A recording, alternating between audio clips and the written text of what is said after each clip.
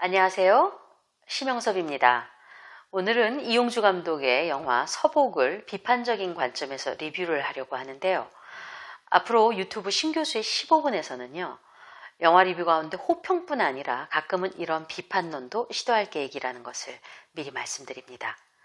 영화 서복을 아직 보지 않으신 분은요. 영화를 보신 후 이 리뷰를 들으실 것을 권유합니다. 여러분은 한번 이런 상상을 해보신 적이 있나요? 여러 가지 무기물을요, 이 시험관에 넣고서 흔드는 거예요. 그러면 짠 하고 새로운 생명체가 탄생이 되는 것이죠. 저는 가끔 이런 공상을 하기도 하는데요. 복제인간은 인간 안에 있는 욕망 중 신이 되고 싶은 욕망, 또 영원히 살아있고 싶은 욕망, 또 죽음을 극복하고 싶은 욕망을 압축한 것이라고 볼 수가 있죠. 그래서 복제인간은 영화 블레이드 러너 이후 수많은 SF 영화의 단골 소재로 차용되기도 합니다. 이용주 감독의 작품 서복은 바로 SF 영화의 단골 소재인 복제인간과 이 복제인간을 구하려는 한 정보국 요원의 동행을 다루고 있는데요. 간단한 줄거리는 다음과 같습니다. 동료를 죽음으로 내몬 죄의식을 갖고 있는 시한부 인생을 살아가는 정보국 요원 민기현은 외부와 단절된 삶을 살고 있습니다. 그는 정보국으로부터 거절할 수 없는 요청을 받게 되는데요. 줄기세포 복제와 유전자 조작으로 만들어진 실험체 서복을 안전하게 이동시키는 일을 맡은 겁니다. 불로장생과 염력의 힘을 가진 서복은요. 민기현과 같이 동행하게 되며 서복을 탐내는 정부 사기업 회장과 같은 여러 세력에 의해 계속 위험한 상황에 처하게 되는데요. 민기현이 뇌종양 교모 세포종으로 죽음을 향해 가는 남자, 삶의 끝자락에 놓인 남자라면 반대로 처음으로 실험실에서 나와 삶을 맛보는 삶의 처음에 놓여있는 서복은 여러모로 대립되는 캐릭터라 할 수가 있겠죠. 실험실이 있는 배에서 평생을 자란 서복은요. 노아의 방주 같은 그곳에서 급격한 성장을 이루었습니다. 배 밖을 나간 적이 없는 이 소녀는 인간 세상에 대해서는 그러므로 백지 상태, 즉 타블라 라사 같은 존재입니다. 참고로 타블라 라사는 빈 석판 혹은 흰종이라는 뜻의 라틴어인데요. 철학에서 말하면 태어날 때 인간의 본성은 마치 비어있는 석판과 같으며 이후 각종 경험으로부터 서서히 마음과 지성이 형성된다는 그러한 철학적 개념이기도 합니다. 서복이란 이름은 불로장수를 꿈꾸었던 진시황이 보낸 신하의 이름에서 따왔죠. 민기현이 꿈꾸는, 아니 모든 인간이 꿈꾸는 영원한 생명이자 남신, 아기, 빈석판과 같은 여러 가지 상징을 지니고 있는 캐릭터로 보입니다. 서복은 잠을 자지 않는데요. 아마도 죽음이 없다는 뜻이겠죠. 또한 새장 속의 새처럼 실험실에 갇혀 인공적인 바다를 보며 하루하루를 보내고 있습니다. 그렇게 서복은 민기현과 연구소를 나선 후 시장에서 인간들이 서로 싸우고 먹고 색색깔의 옷을 입고 하는 모든 것들이 모두 신기하게 보일 뿐입니다. 그래서 스스로 선택한 옷도 이렇게 웃음이 날 만큼요. 낯선 헐렁한 옷이고요. 패션에 대해 무지한 그저 알록달록한 색깔을 선택한 아이 같은 취향을 드러냅니다. 또한 서복은 말끝마다 왜라는 가장 본질적인 질문을 던지는 꼬마 철학자 같이 보이는데요. 이용주 감독은 아마도 서복이란 존재를 통해 인간이란 무엇인가, 또 삶과 죽음은 인간에게 과연 어떤 의미를 지니는지 깊이 탐구를 하고 싶은 것 같아 보입니다. 그런데 여기서 문제가 발생합니다. 인간 탐구라는 이 내용적 주제가 영화라는 형식적 주제와 매칭되지 않아 보이는 것입니다. 먼저 서복은요, 관객에 대한 배려가 거의 없다고 보여집니다. 캐릭터에 대한 설명이 불충분하고요, 동일시 자체가 매우 힘들게 설정이 되어 있습니다.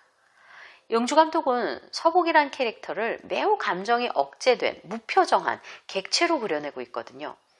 그러므로 이런 서복의 관점에서 사건을 보기 어렵습니다.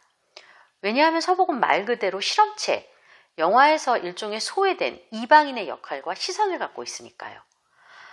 서복의 시선으로 인간이란 무엇인가란 질문을 할 수는 있지만 거꾸로 나의 시선으로 서복을 보기에는 이 서복이란 캐릭터가 정서적으로, 심리적으로 너무 거리가 멀리 있기 때문입니다. 그렇다면 민기현이라는 캐릭터의 시선으로 영화를 볼 수 있는가? 민기현이란 인물 역시 동료를 죽였다는 죄책감 외에 별다른 설명 혹은 과거사가 매우 불충분하게 제시가 됩니다. 여기서 서복과 민기현이란 인물의 안타고니스트에 해당하는 회장도 나오는데요. 악역이고 휠체어에 타고 있는 이 대기업 회장은 그러나 연기가 너무 밋밋하고 또 아주 전형적인 데다가 어떤 내적인 억압된 광기라든가 혹은 외적인 카리스마마저 부재합니다. 그러다 보니까 이 캐릭터 간 갈등, 대결에 의한 긴장감과 스토리의 흡입력이 매우 부족해지는 것이죠. 게다가 동행을 하던 기현과 서복이 점점 가까워지고 특히 기현이 울면서 서복에게 자신이 과거에 정보국 소속 동료의 죽음을 방조한 죄가 있음을 고백하거든요. 근데 이 장면은 이질감이 크고요. 자연스럽지 않은 느닷없는 이야기 전개로 비춰줍니다. SF 장르의 옷을 선택하고 나서 SF를 만들려고 하지 않았다는 이용주 감독의 의견도 모순이 커 보이는데요. 서복은 솔직히 장르의 관성이나 재미를 거의 느낄 수 없다고 보여집니다. 미래사회에 대한 묘사가 풍부한 것도 아니고 우주를 배경으로 하는 것도 아니고 장르적 상상력을 구현하는 데 공을 들인 것도 아닙니다. 물론 꼭 우주를 배경으로 하지 않아도 되고 미래사회 묘사에 공을 들이지 않아도 되고 기발한 상상력과 다채로운 영화 연출의 힘만으로도 SF 장르는 충분히 흥미로워질 수 있습니다. 그런 예가 알폰소 쿠아론 감독의 2006년도 작품 Children of Men 같은 영화입니다.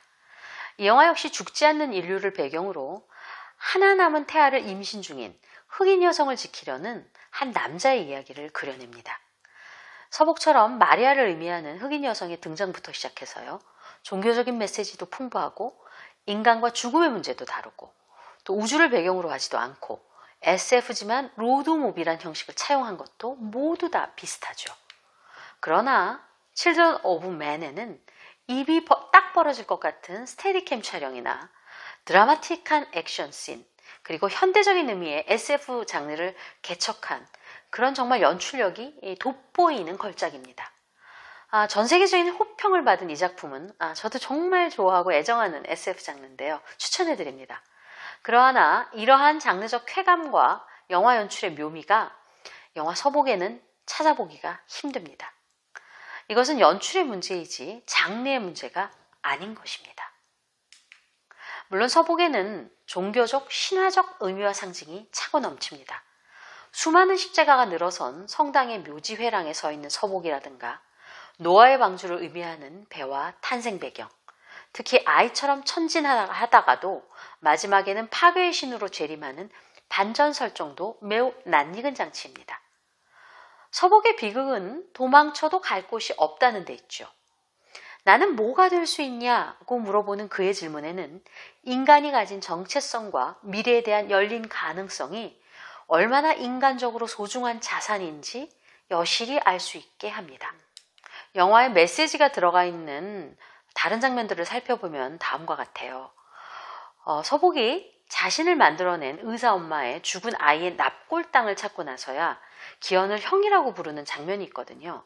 이 장면은 죽음이란 실존적 조건을 대면하고 경험해야 비로소 의미 있는 인간적인 삶을 살 수 있다는 그런 메시지를 전달하는 장면인 것 같습니다. 또 서복의 목 뒤에서 이렇게 파고드는 탐침의 이미지가 있는 장면도 있는데요. 이 굵은 침이 이 골수와 혈액을 뽑기 위해서 서복의 육체를 침입하는 것이죠. 이 장면은 누군가의 삶을 착취하는 인간의 탐욕을 대변하는 장면이기도 합니다. 또한 영화에서 민기현으로 대표되는 인간은 잠깐 잠에 빠져들었다가 다시 깨어나는, 즉 작은 죽음을 경험하고 다시 살아나는 시지프스적인 행동을 반복하는 것 같아 보입니다. 그래서 죄의식에 사로잡힌 기현을 서복이 위로하는 방식도 아마 이 시지프스가 수없이 들어 올렸을 것 같은 이 돌 조각을 움직이는 것이고요. 반대로 결국 죽음이 부재하는 서복에게 죽음이란 선물을 마지막에 직접 안겨주고 이 기현이 한 일도 바닷가에 돌 조각을 쌓아서 돌무덤을 만드는 행위였을 것 같습니다.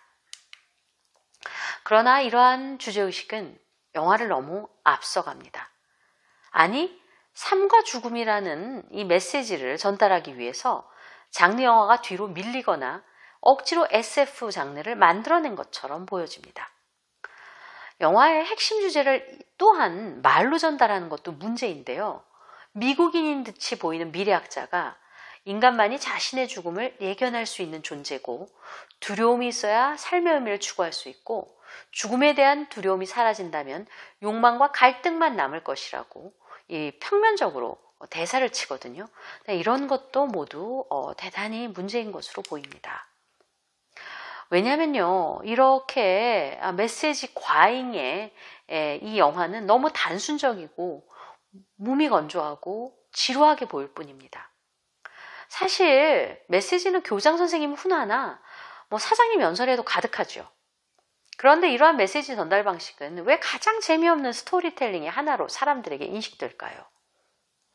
이용주 감독이 그 불신지옥 이후 건축학 개론으로 관객들을 평단을 모두 사로잡은 이유를 살펴보면 영화 서복의 텔링, 이야기 방식, 즉 메시지 전달하기만의 문제점이 무엇인지 쉽게 알 수 있습니다.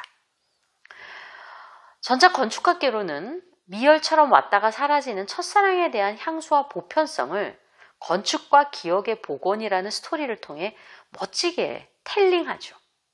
이를 통해 인생의 가장 힘든 고비에서 첫사랑을 다시 찾아 그에게 의존하고 싶은 여성 관객의 심리와 인생의 가장 빛나는 시기에 첫사랑이 자신을 원했다는 것을 확인하고 싶어하는 남성 관객의 심리를 정확히 꿰뚫은 것이죠.